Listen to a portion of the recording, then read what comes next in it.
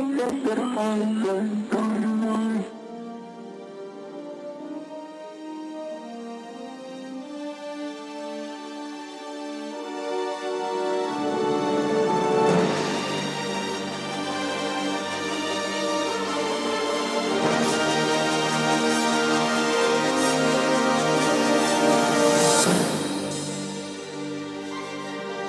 everyone, and welcome to the Contiengecy Plan Podcast. My name is Jedi Master David, and with me, as always, is Darth Austin. Hello, everyone. Welcome, everyone, to our hashtag, or as I like to call it, the pound sign, bring back Chewie. How about just the symbol for a number? It's the old pound sign, man. That's right. Yes, bring back Chewie. Rip Chewie. If we get enough people to sign a petition, you know the government actually has to deal with it. You know, I think in 1999, when this book was released, I'm pretty sure there was a petition out for it. I guarantee there was. I think we're about 20 years too late. Well, I mean, I think Chewie's pretty safe at this point. Well, right now, in considering they've killed everyone else off. Oh, I goodness. think he's safe. Or maybe, who knows, maybe it's going to be like Game of Thrones. Just everyone dies in Star Wars, at least all the old ones. We'll get to talking about a couple of those things as we get into HoloNet, but let's just start in our Jedi Council. How's it been going this week? Oh, this has been a quick week. I can't believe it's Friday. Yeah. I really can't. I was like, is it Wednesday? Well, we had New Year's. Yeah, that always helps, starting the week off 2 days late. Yep. So New Year's Eve, the whole I turn on the ball drop 2 minutes beforehand and then promptly turn it off after it's done. You hear Old Lang Syne in New York, click, goes to TV, and then, you know. You didn't want the 3 hours of amazing entertainment from all the latest pop stars? No, I'm good. I'm probably at the age where, you know, I don't really relate very well to that. Mumble rapping provides no sense to me. It makes no sense. And then all these other weird people, artists. I just, you know, artists, that's the word. Well, I mean, I can appreciate people making money on making music, but it all just seems so fake now. Everybody just seems so darn fake. I wouldn't even say that as much as they're just copying someone. Well, but copying's been going on for a long, long time. We're just getting into the blob effect. It's all just a part of the big mass media blob, and it just nobody really distinguishes themselves, and all you get is Fortnite dances. Yeah, flossing on the haters. Finally learned how to do that today at work. I still can't figure it out. Like I remember one time I was like watching something, and I was like, you know what? I wonder if I could. And I couldn't quite figure out the. Well, I could do it before without moving my hips, but now I actually figured out the entire thing. Can't do it. That was probably the most hilarious sight ever. Two, burly mechanics with lumberjack beards, just rewiring freaking light fixtures, just randomly like trying to do. You know how to do the Fortnite dance? He's like, no, I've never done it. God. And then we just pick it up like that. We're like, wow, that was really easy. We sit down. It's like, my hips hurt. God, we're old. Oh goodness, but you'll never be as old as me. So anyway, That's a comforting thought. It actually has been a pretty short week. You know, we had our New Year's meal, which was good. Had New Year's leftovers. Finally, just finished them off today at work. Those ribs keep forever. Yeah, that's right. Yeah, we had ribs. We had massive racks of ribs because that's what our father wanted to do.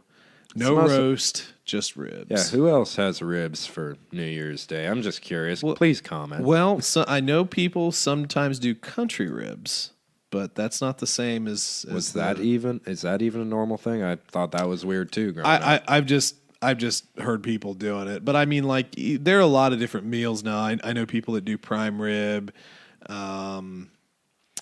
Obviously pork, some sort of pork and sauerkraut's big. I mean, we had sauerkraut. I'm not a big sauerkraut fan, but, still try to keep the goofy tradition of putting a quarter in there. Yeah. But of course, I mean, to be honest with you, I'd be a little bit leery about doing that anymore. Since our quarters aren't silver, and the whole point was to put a silver piece in there. But instead, our quarters are not made out of silver. That's the first thing I thought about too, and I kind of wanted to ask her, did you clean the penny or whatever it is you used off? No? Yeah, okay, no, that's fine. I'm sure she did, but yeah, we don't Doesn't have help with burning the chemicals. No, yeah, we don't have silver money anymore.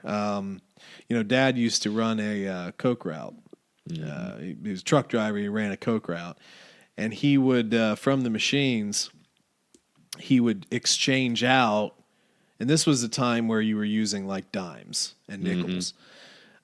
So he would take out all the silver nickels, the barber head nickels, and the subsequent nickels. I mean dimes. The Roosevelt dimes, and then the barber head dimes, because nickels, I actually don't believe nickels were ever silver, unless I don't know. I used to collect coins. I can't remember everything, but 1964 we stopped putting silver in coins. So even when I was working at some of the restaurants and stuff, occasionally I'd see like a silver certificate. And then I'd exchange that, or I'd find like a 1964 quarter and be like, "Oh my God, I'm taking." Yeah. And I actually sold a lot of that stuff back when silver and gold really popped off. And I remember getting like $13 for a silver quarter. You believe that crap? Nice. How many did you have? I had quite a few, and then I had the 50-cent pieces, the Kennedy. I still have some of those coins, but I sold off quite a bit of that, and then bought more silver when it dropped back down. But then I went for like the actual government issue coins and bars. Shh! Don't tell anybody about that. So, I just kind of always wondered, like back when that was a popular tradition. I don't know. What's that? Coin collecting? No, the coin in the sauerkraut thing. Back then, that thing was probably worth quite a bit. Well. Back then, probably not. Really? I mean, just because the whole point of them using precious metals in those was the value of the coin. So it was meant to back the coin, or the bill was backed by silver or gold. It was a gold standard at one point. And then, we obviously got away from that, which we can argue the merits, but this is a Star Wars podcast, so I want to try and wrap it up here pretty quick. But no, at the time, it wouldn't have mattered. I mean, they wouldn't have thought about it. I mean, it was a coin, but yeah, that was always for good luck. So, I just always wondered if someone forgot to scrape it out of that little corner that no one ate out. I guarantee they did. And I bet somebody chomped on it. Well, I was thinking, how angry is that person? Like, what was that equivalent to? Like, just throwing away $10, $15. Back in the day, probably it wouldn't have been, but there are traditions in Britain where they bake, or they'll put some. I'm sorry, I don't remember all international coins, but they'll put a coin into like their Christmas pudding and everything. So. Yeah, I mean it's a fairly all over kind of old world tradition. It's just meant to bring luck. So hopefully this year is lucky. Although I will say we lost a legend. I know that not everybody's going to be this devastated, but Mean Gene Okerlund, announcer for the old WWF, Really? WCW, he was one of the announcers. He just had like such a great deep voice, and he was really good at getting out a lot from the stars that time, Macho Man and Hulk Hogan, and obviously, I mean, he had a long career, but he was like 76 years old. Not all that old, really. Not really. Yeah, I was kind of sad about that. I was like, man, I remember I know you didn't really watch a ton of wrestling. I watched a little near the end of your interest in it when I got old enough to really care about that. And it's funny, as a kid, it seemed like I was interested a lot longer than I was interested. Because like I remember watching some stuff in like the early 90s, like 94, 95. But, I watched maybe like 2 full years, and that's about it. And then I just kind of stopped. I probably had 6 months.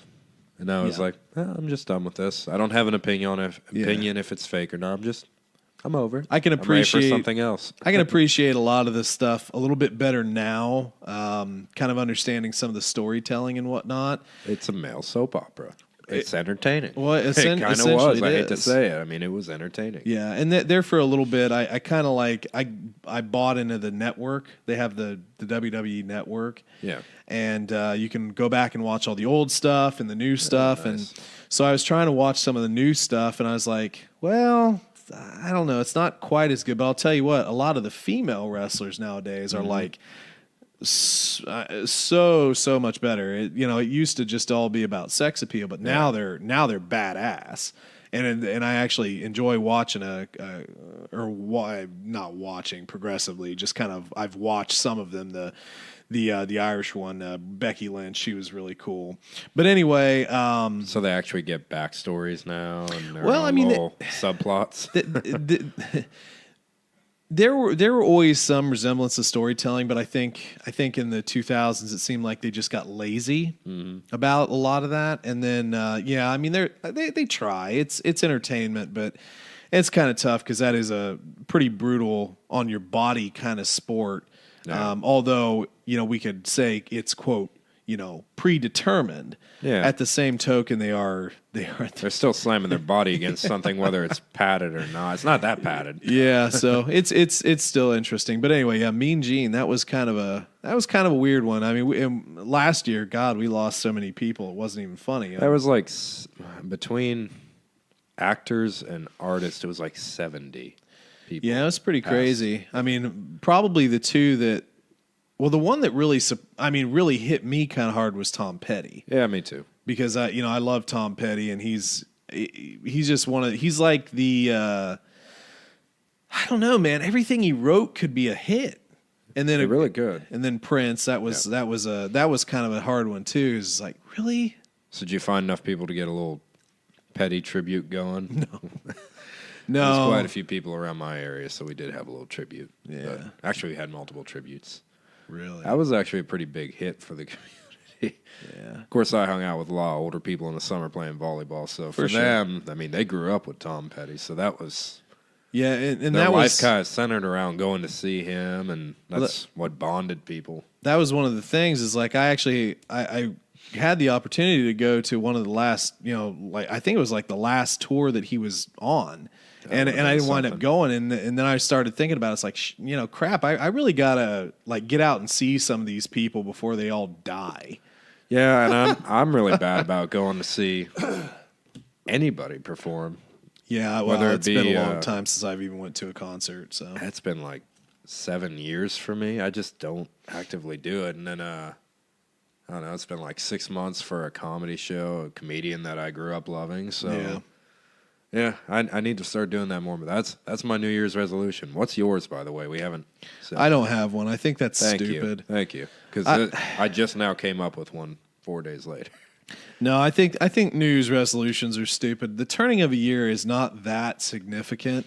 I find birthdays are the more significant thing because that is your turn of year. Yeah, correct. The end of the year isn't. It's just another kind of like made up. Almost I appreciate getting together as a family, but we literally just did that the week before for Christmas. It's overkill, and to me that's it's never a New Year's resolution for me. It's okay, the holidays are over, time to get back to normal. That's my resolution. Yeah, it's just get back to normal life. I want to go back to a full week of work, not eat so much freaking food. For sure. For sure. And actually have a normal sleep schedule again. No doubt. Well, anyway, let's go ahead and pop on out of Jedi Council. I'm sure that they're terribly interested in our personal lives and personal opinions. That's why they listen. Guaranteed. Let's pop into HoloNet real quick here. I'm going to go ahead and get my story. I think we had a couple of things we can potentially go over, but one caught my eye. And... let's see here. So, headline: Star Wars Episode 9 may feature an even greater threat than the Sith. Do we know of any greater threat? Ewoks. Don't mess with them Ewoks. Are we currently reading about any more greater threats than the Sith? Yeah, that old man from that plant that blew up. Yes, the mayor who committed suicide for some reason. I really hope that Hope that what he you comes said back. about him being significant is true. It honestly, it was a strange. It was a, and we'll talk about some of these things later because this, and we'll stop, just pause. This is actually the last episode for this book. It We're is. going to finish up the book today. This is a big milestone. This is like our 1 year. Yeah. And we're going to go and do a recap episode of everything, which will be the next episode. We're going to talk about some of those things. But yeah, I remember that guy was kind of like, he's got him. The writing You have to be important. The writing was just so strange that it made it seem like he was important, but he's pretty dead. But anyway, so Bear. yeah.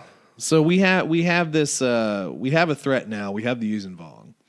And when this newest trilogy came out, I thought maybe not doing the Yuuzhan Vong, but I thought we were going to get more of a kind of sci-fi-ish or alien threat than just another, first order kind of empire-y type of deal. And I personally think that that's still the way they should have gone, but it's not the way it happened, so move on. But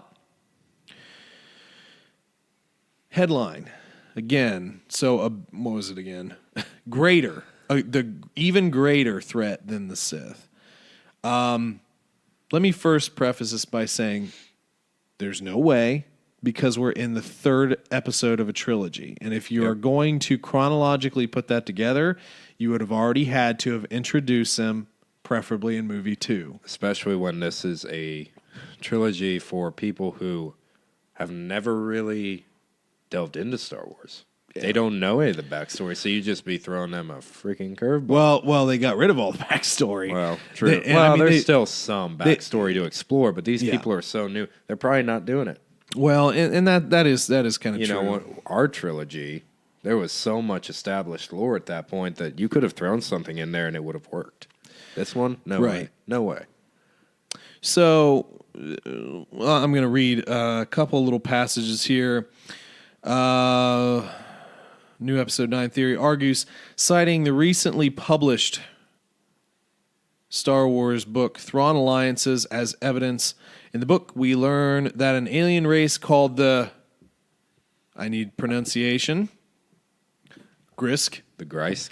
Grisk, could be a greater threat. I have not read this Thrawn book, and eventually I will. Thrawn is a great character, by the way, but anyway. Yeah, I'm Googling the image for a Grisk just for the record. If they have one, I don't know. If. So the passage from the book, Grisk are a species living somewhere in the unknown regions, creatures half of myth, whom few have ever seen. It is said that they are nomads with no fixed home, traveling in spacecraft so numerous they blot out the stars. They are said to be terrifying warriors, overwhelming their opponents by sheer numbers and ferocity. Sounds pretty scary. You know what they look like? Do they actually have a Yeah, you know what they look like? mock-up? Kind of like Yuuzhan Vong. Just a little bit. Yeah, little goblin creatures, yeah. Kind of do, little goblins. Yeah, I mean, there's some distinguished. Let's see. So they have, they're a humanoid creature. Their ears are, elfish, goblin-y. They just kind of look like goblins. Chins are pretty distinguished. Do you notice the weapon in the hand of one of them, though? Looks like a spine. Looks like the snake thing that gets hard. And I can see that. you can beat people with. And Heck yeah, man. Snake staffs. yeah. So interesting. what's your opinion? You think they're going to introduce a new big enemy? It would be very difficult, and I don't think they'd pull it off very well. Not in a two-parter. Not in a one. No, I don't even think in a two-parter could they do that, but certainly not in a one-part movie. If they did, it would have to be like near the end. You think we're done, and this threat is revealed, and then it'd be like a 3.5-hour second part. I would hate that. And that would annoy the crap out of me. It just wouldn't work. I think that could be Rian Johnson's trilogy, but that's not set in the same timeline or around these people, so I don't care at that point. Let me put it to you this way. I said that was something that should have been done before when we first learned of Snoke. My theory going into The Last Jedi was that Snoke was, potentially from another race from the unknown region that he was going to be bringing in, and that the First Order was just kind of like an advanced sort of something.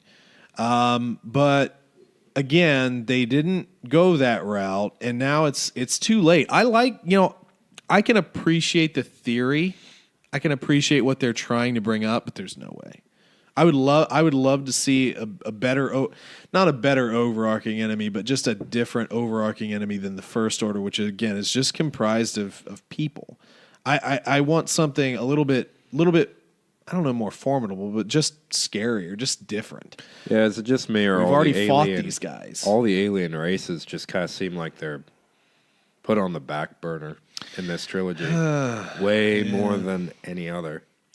Well, I mean, they still have some here and there. Obviously, like we go into Maz's castle, and there's a bunch of people there. But yeah, but think about that deleted scene in The Last Jedi that we watched, with the fish people going through the casino. Oh, the casino. Yeah, there the was showcase of it was deleted.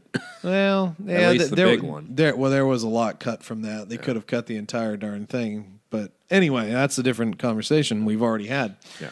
On YouTube, which coincidentally, if you haven't checked out YouTube, now we do post these episodes on YouTube, and we're gonna try and definitely get a bigger presence on YouTube, making actual videos on there. So just keep apprised, give that a subscribe, and if you'd like to join the old Facebook page, we're there. Hit the like. Just search out the Contingency Plan Podcast. Can't say it. Send me memes. Well, I will post them. He's a meme poster, but you can always hit us up there to just leave your comments about maybe the episode, any theories you might have, just anything you'd like to talk about, or you can send us an email at TC Plan Podcast. You had it right. Yeah, I got to think about it sometimes. tcplanpodcast@gmail.com. And also, if you'd like, you can check out our Patreon page if you'd like to help support the podcast. We do have some extra content there, Dinner with the Patron series that we thoroughly enjoy. Patron page. So what else we got? I think we'll move on from that. Page. No, I'm kidding. Sell. What else you got? You had something you were thinking about as well, weren't you? Yeah, well, it's been quite a while since we've talked about it, but, the thing that everyone's most excited about, Disney Plus. Oh, yeah. Another streaming service, another $5 taken out of my... Oh, I'm sorry. No, it's not going to be that. $5 is what I would pay. No. It's going to be cheaper than Netflix. We know that, but that doesn't mean much to me. $10 without taxes? You know what? $10 a month always seemed like it was cheap, and now it's just starting to hit hard. There's too many options. Well, I mean, you could have like $200 a month in streaming services at this point. I mean, it's ridiculous. Which would have about equated cable, and I think it'd be much better than cable, and you would never be able to justify having it. It just all depends on what you get. But anyway, what were you looking at? Basically, oh no. Okay, Nope. There we are. Okay, found it again. So, media giant streaming video service that is set to launch later this year, which I don't think they've actually put an actual release date out. Not sure. I would think they would say it in this article. If I don't. Yeah, I don't remember. So, gonna have a lot of high-profile shows and movies, but don't expect any Star Wars movies to make this debut. Which is kind of crazy. But now, bearing in mind that we do have The Last Jedi, Rogue One, and The Clone Wars on Netflix. So I'm sure some of that has to do with contract. Yep. Could very well, but they could have done some of them at least. They could have done The Force Awakens. Yeah. Until Force the contract Awakens, Solo. went up, on Last Jedi. But I think it did indicate that they were eventually going to put those in there, right? The plan is actually to have every theatrical release eventually put on that streaming service. Got it. If that's the case, and we have everything Disney's ever made, you could argue, for someone with a small family or someone who never grew up, that'd probably be worth $10 a month. Well, maybe. But there's also going to be other stuff on there, Disney related. So it And might you have be to something. consider there will be a Star Wars series coming out with it. So down Sure. the line. So it's not like we're just getting it for the movies. In fact, there'll be 2 from that streaming service. So, and I'm sure there's going to be more down the line. For sure. So not very surprised, are you? I mean, No, not really. I mean, I figured that the movies would eventually go off other streaming platforms and strictly onto the Disney platform eventually. I was surprised when Last Jedi came on to Netflix. I was extremely surprised to see Rogue One. I didn't even expect to see that. I was a pleasant surprise. Rogue One's actually been on there for a little while. It has, but I didn't expect it. That's actually where I originally watched it. Yeah, same, So. same. So okay, well, what do you think? You want to go over one more story? We do have some short chapters today. Yeah, and really, there's nothing positive about this next chapter. We'll talk about it a little bit. So yeah, let's do another. Okay, story so one. there was 'Cause we another. Probably won't next week when we do our wrap up. So. True. So we do have another story I was looking at here. Star Wars hints Obi-Wan helped create Vader, not the Jedi. Oops, and I flipped the page. This Get one back might into it. take a little bit of time. Just saying, we might get a little ranty here. Yeah, I don't want to get too crazy on it, but let's just summarize a little bit. So, latest Marvel Star Wars comic, Age of the Republic, Obi-Wan Kenobi has revealed just how Obi-Wan failed Anakin as a master and unwittingly ensured his student would fall prey to Palpatine's manipulation. So I'm going to summarize a little bit here, and then we can kind of discuss. But basically, the gist is that Obi-Wan is reluctant to take Anakin as a Padawan. He believes that, and probably rightly so, that Qui-Gon would have been a far better master. And there was also some stuff in here about, and we have not read the comic yet, so I'm just summarizing very quickly this article, and then we'll dive deeper because we do want to actually wind up getting these comics and then doing some videos on them. Mm-hmm. But basically, there's some stuff in here about like Obi-Wan not wanting to take Anakin on missions, and he leaves him in Coruscant to like train with younger Padawans, and it's eventually Master Yoda who eventually says, you have to take him. It's like, it's time, you got to take him, and so he does. And Is that how he said it? well, not exactly, but I'm not doing a Yoda today. Aw, Touch him, you must. there you go. So he winds up taking Anakin, and they kind of inundate that, Anakin feels the kind of disconnect. So I'm not a huge, and you can obviously have your opinion of this too, but I'm not a huge fan of this kind of, I don't want to say demonizing, but just downgrading Obi-Wan. Because, in our canon, in our movie, yeah, obviously this probably wasn't his first plan, but I feel like, at least judging by the fantastic acting of Ewan McGregor, he seemed, more forthright about it. It's like, yes, I'm gonna take Anakin as my Padawan, and did he have reservations? Yeah, obviously. I mean, come on, who wouldn't have some reservations about this? First student. And he was so young. I mean, this is practically a teen mom situation. Well, I mean, he was what, 16? I don't know about that. I don't remember the age. 16 or 18, I would say. Right off the top of my head. Maybe that's a good thing to look up here. But, a lot of the other media we've had is, kind of been like, we had a lot in Clone Wars of them going around, but then, Anakin doing other stuff and doing Anakin things. But, I like Obi-Wan. I've always liked the character, and I think that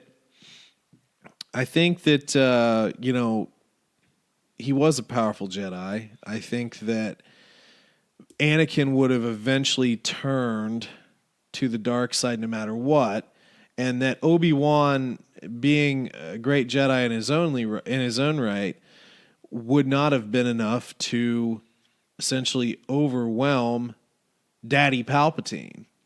And I say Daddy Palpatine because he is Daddy Palpatine. Because we talked about that, I think, in our last episode, where hey, guess what? Daddy Palpatine. It's a thing. It's a thing. So I don't believe that there's anything that Obi-Wan could have done. I feel that truly was Anakin's destiny, and you can't fight destiny.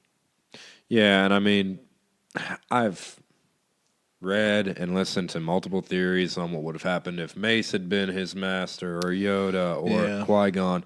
I lean more towards Qui-Gon because that's the most interesting to me.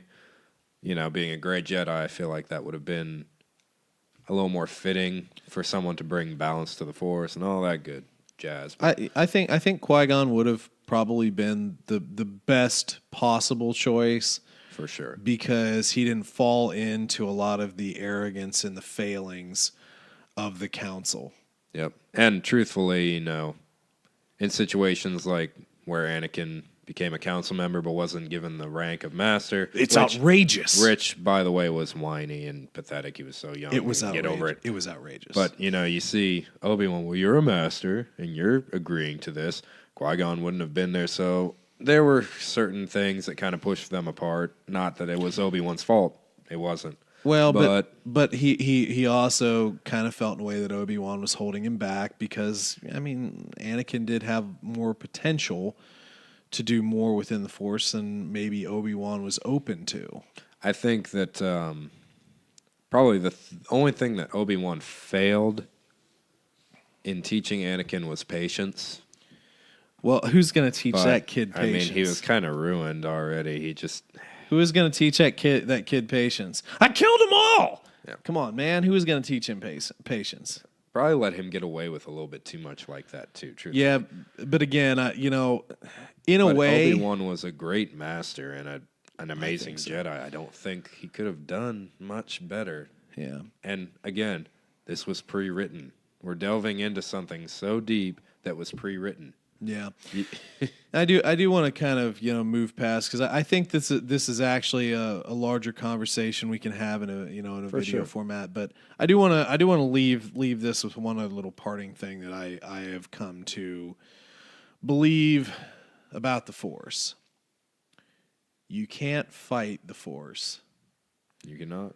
So eventually, it's not you balancing Jack. It's it balancing itself. It's its own It flows entity. through us.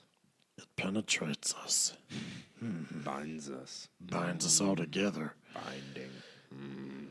But if you're sitting there trying to think that you can completely change or fight destiny and fight the will of the Force, you're dead wrong. And that is the arrogance of the Jedi that we'll talk about in a much later episode. And Anakin. Anyway, let's pop into the reread. You ready? Ready for this whole 6 pages? 5 minutes later. All right, guys, we'll talk to you next week. So we are excited to end out this book, and we will be popping into our next book here before too long. We'll probably be a little more excited next episode when we talk about the full book because this chapter just isn't all that good. Well, there's two chapters. So we have chapter 25, Connection and Coincidence, and chapter 26, which was titled Eulogy. And I wanted to do them both because really there's no point in doing in a full splitting them episode up. for that. They're both very short. They're wrap-up. Definitely wrap-ups. And I'll tell you what, and I don't know if you thought this way, but the way this was written, excuse me, I think this could have ended. This series could have ended right here at this book. Could have. There was just one or two little lines that, it was very the very two last lines could have kind of but hinted towards more. I feel like this guy wrote this well, if this doesn't go over well, this could be this could be an ending point, right? Yeah, there's definitely a few things that could have kept it going, but this could have ended it. And I really think these two chapters were added in after critiques from the review team. Yeah, I don't know. The last chapter, we'll get to that. But let's go ahead and pop in here. Oh, vocalize! Luke heard C-3PO say to R2-D2, and R2 responded, "Ooey." Oh, I'm sorry. Let me redo that.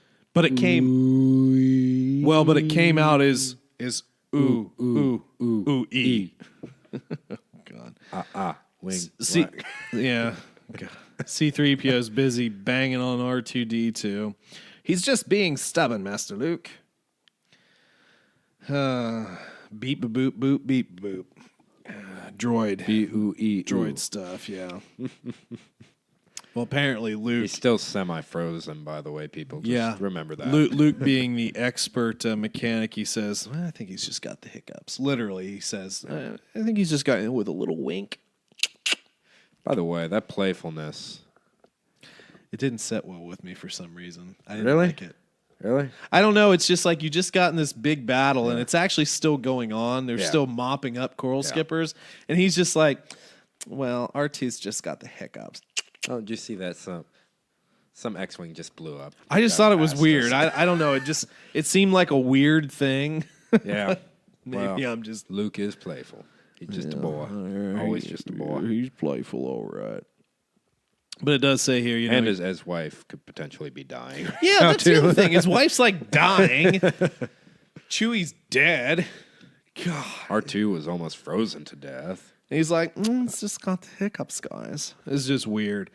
But, again, they were talking about mopping up the remaining Yuuzhan Vong. Many had been destroyed with the planet, for many had swooped down in a foolish attempt to protect their home base and had not escaped the blast. And more importantly, the binding force that was the war coordinator was gone. Now the remaining enemy forces were no more than rogue squadrons, and Kip Duran, among many, many others, including considerable firepower from the New Republic, was out on the hunt. Did you think Kip was going to die by the end of this book? Because I did. I kind of felt, I could have seen that. I was expecting Miko to survive and Kip to die. Well, And I expected Miko to be a pretty big part in the series. After Miko got tentacled, I kind of figured he was a goner. But Kip, he's survived some close calls. It could have he could have been Game of Thrones at any time. For sure. Well, at least he could rest easy that the mop-up of the Praetorian Vong was in good hands. He could have been a part of that, by the way. He's like, no, I'm done. You guys mop it up. It'll be good. It'll be good. I'm cold. I need to warm up. I'm cold. Well, he is thinking about his wife here. Obviously, her collapse during the battle on the bridge. When she was supposed to be your gunner. He's kind of realizing that she's losing the battle. Yeah. And she kind of is. It's taking a lot out of her, and her thought process as we kind of super speed read through the chapter here. She's like thinking about going to like Dagobah or somewhere strong with the Force, so she can find that ever elusive, deeper state of meditation. Alone, by the way. Alone. Yeah, and that's the thing. She doesn't want Luke to come with her. This was her fight, this part of it at least. Luke blew a long and helpless sigh. Anyway. And then we change views. Again, it's very very short. Actually, 3-page chapter, and we change views in it. Yeah, I do want to go back a little bit. He did, he is looking into this beetle, the molecular transformation beetle they had pulled from Belkanon. So he's got some thoughts going on here about, maybe trying to use this quote, air quotes, alien technology to potentially help his wife. I think it'll end up being the key. We'll see. No clue how, but it was old Yaminkar's little buddy beetle, Yep. They were his buddies. Maybe not thud bugs. No buddy beetles. Molecular transformation beetles. I like beetle buddies. Beetle buddies. Beetleborgs. They're Beetleborgs. It's not even that late. We can't be that loopy.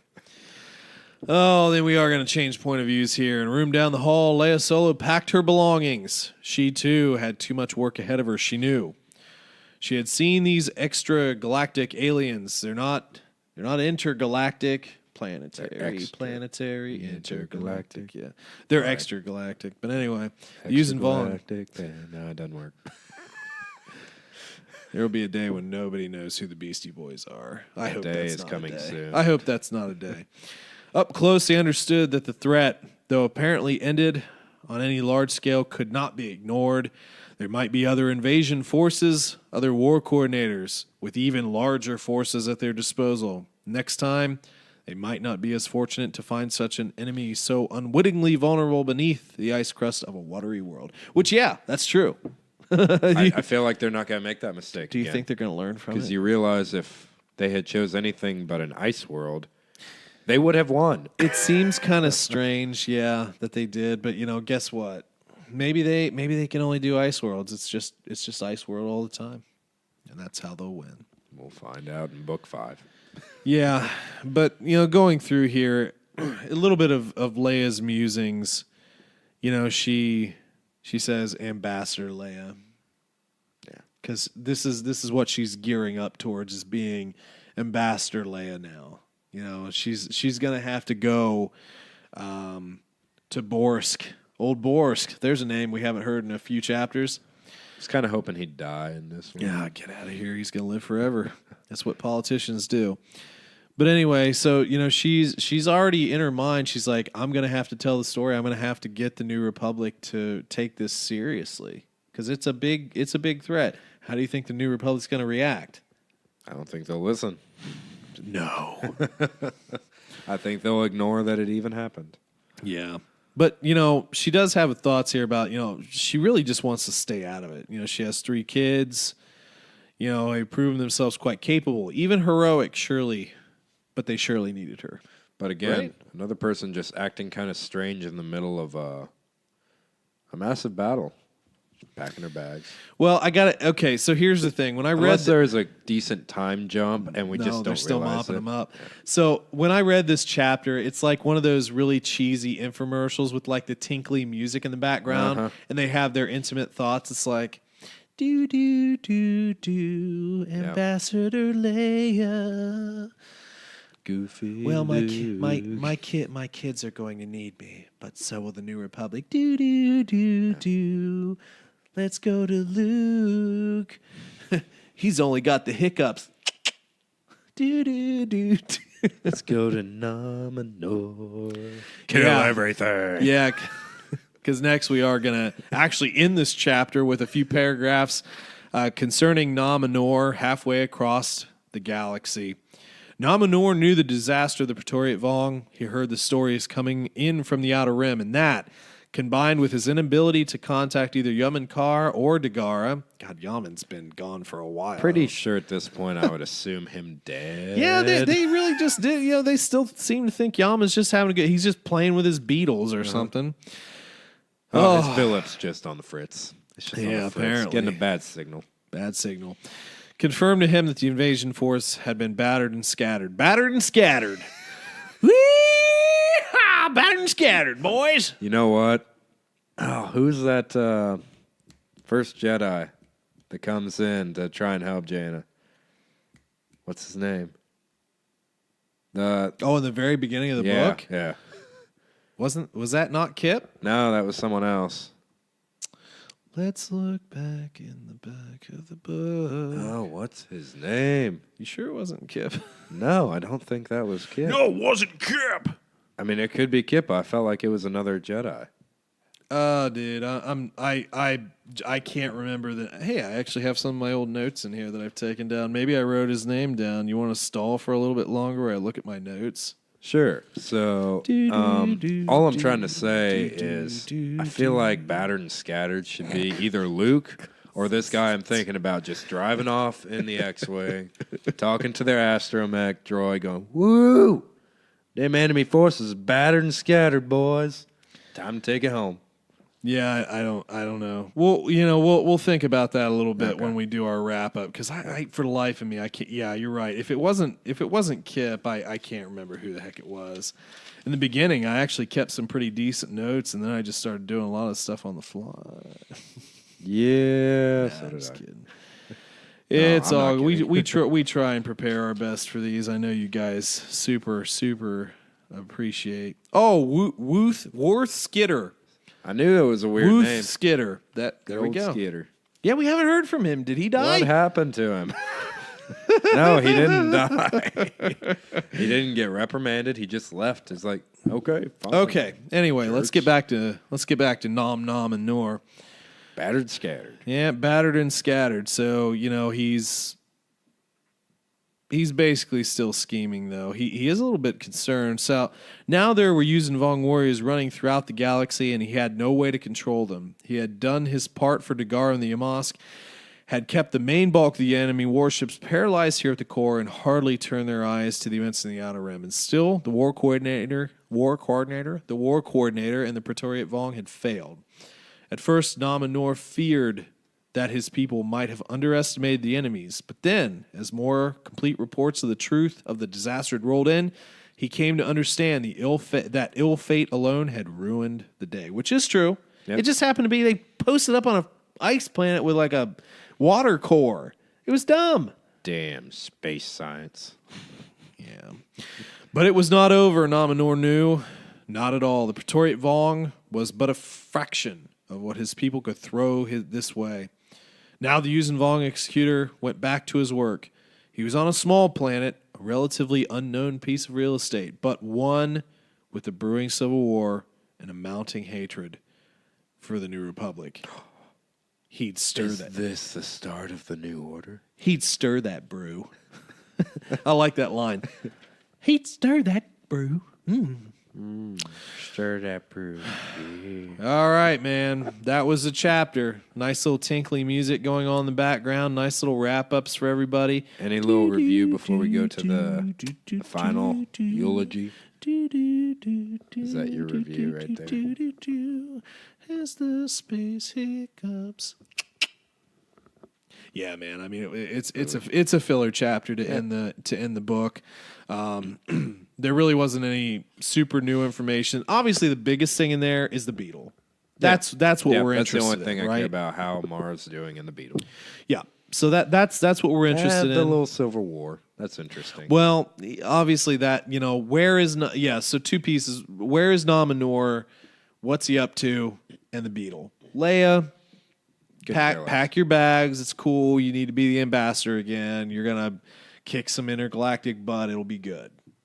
Not to mention with how the next chapter goes, it's just kind of weird that they even did that. It's like, now she doesn't go straight to the whatever. Now let's give an entire few pages to Han and his feelings. Chapter Han's 26, Eulogy. Han's in his fields.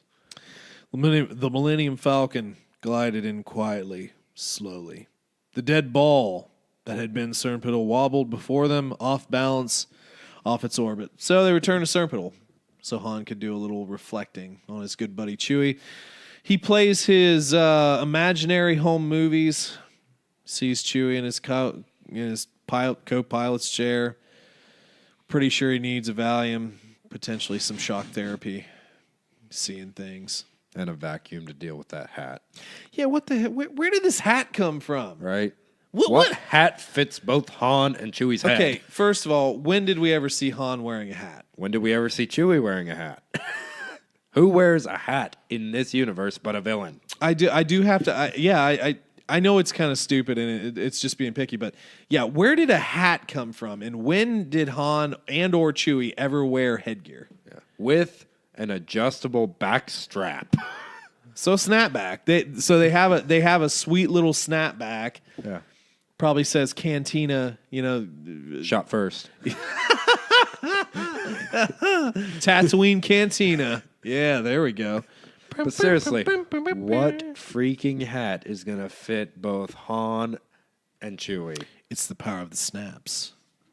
Is it like Back to the Future, self-adjusting hat? I go back in time. Yeah, why not? Okay. But Chewie's gone, and Chewie wasn't coming back. Other than the hat, this first couple pages did kind of, I don't want to say choke me up, but almost. Well, it was emotional. I'm going to be honest with you. Like, I feel like this chapter felt like a justification, or somehow the writer trying to justify killing a major character. Yep. I don't like, and this is one of my biggest gripes for the series, I don't like that they killed Chewie in the first book. Yeah.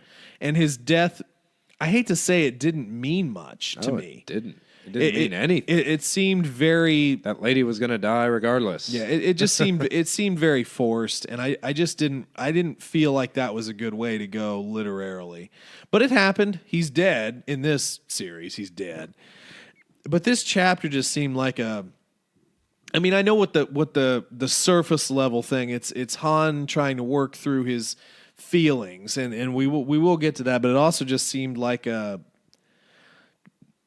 justification, trying to justify.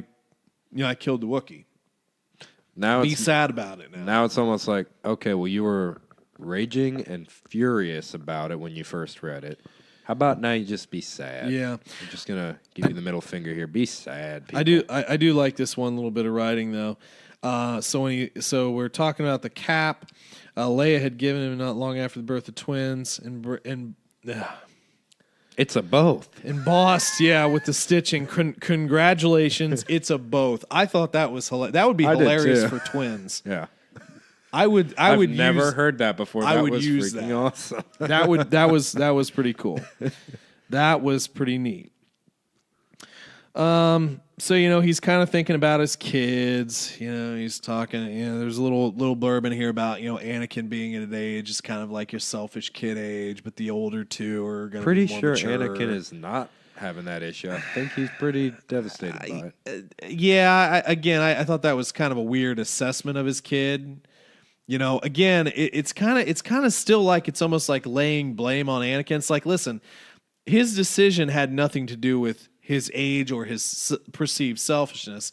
It had everything to do with there was nothing that they were going to be able to do. It's either sacrifice Chewie or you all die. Yeah, and he Jason made and the decision. Would have had to do the same thing. I just thought it was kind of weird. And they even kind of gave a duality to that with Han realizing that he had to make the same decision with Luke. Yep.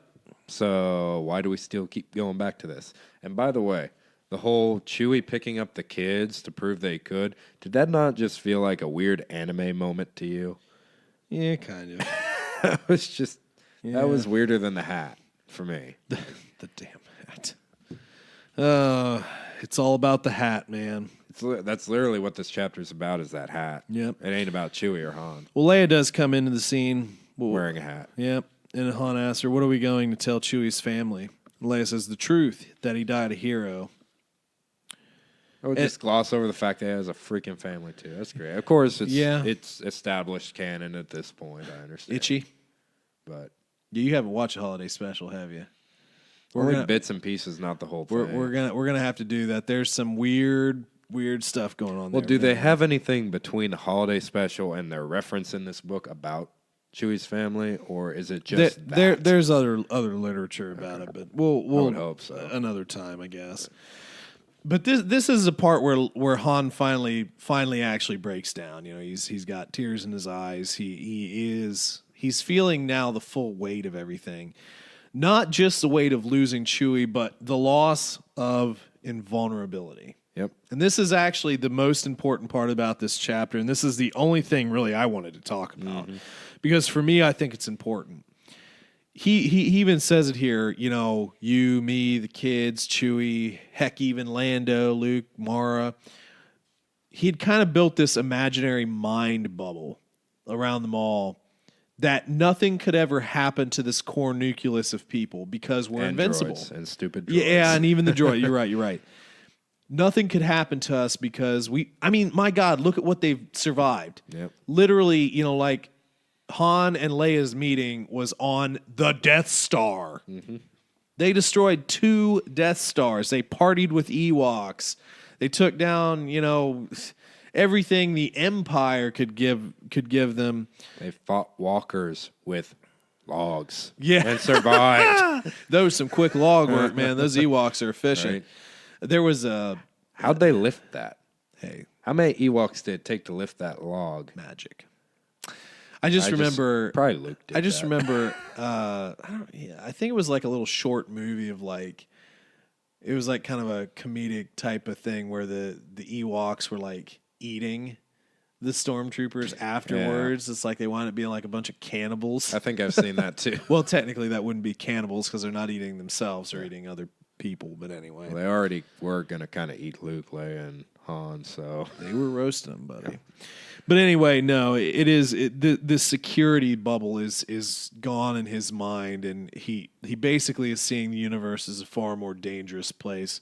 blown apart by a diving moon, by the way, was just kind of a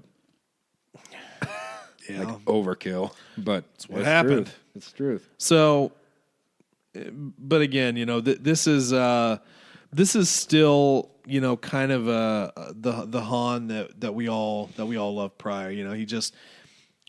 They're invincible. He's invincible. He can do whatever the heck he wants. But now he's realizing that that's not necessarily true, and that maybe some gonna kill him. maybe some thought well, not in this canon, buddy. That's in another canon. Ben, that's not my son. Oh wait, let's talk about that in another book. Oh goodness. So we finally finished it. How long has it been? About 8 months? I think maybe 6, maybe. 6 months. That is actually pretty impressive that we went through that in 6 months. Well, there is much more to come, and hopefully you guys listening on the airwaves or pod waves or YouTube-ish waves, video waves, hopefully you guys are enjoying this. I know we definitely see statistically people listening, and we definitely appreciate that. And this has just been kind of a bit of fun for the two of us. Sometimes we're not super crazy serious, but it's something that we grew up reading and watching, and all this sort of stuff has a special place for us, and we enjoy kind of sharing that with you, because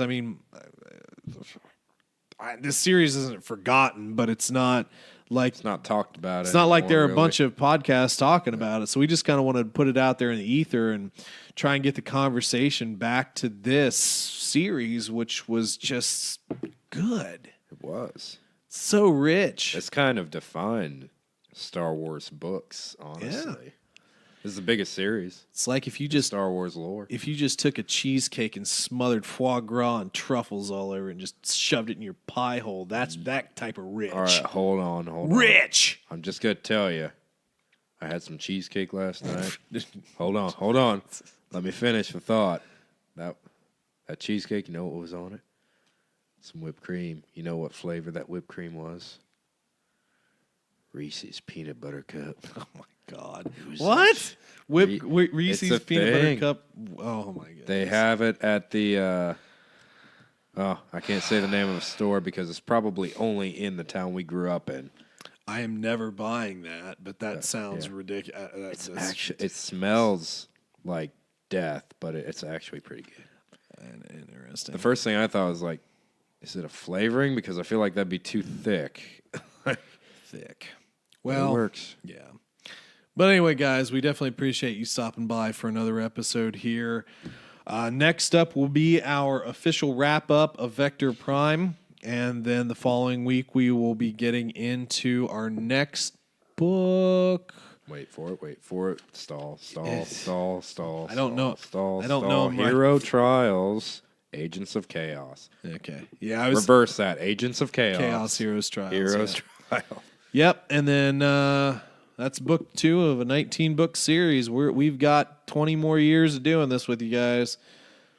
Actually 10 years at this rate if we can get one done every 6 months.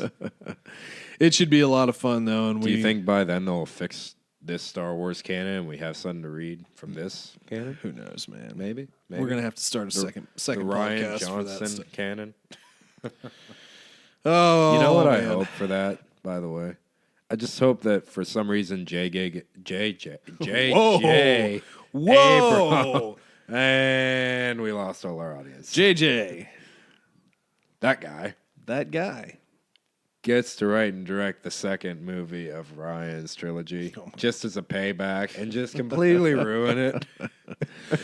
You see how you took my vision? Now I'm going to destroy yours. You know that cool guy? He's dead now. Second one. He was your villain? I don't care. Okay, that's why. But Good anyway, luck finding a new one.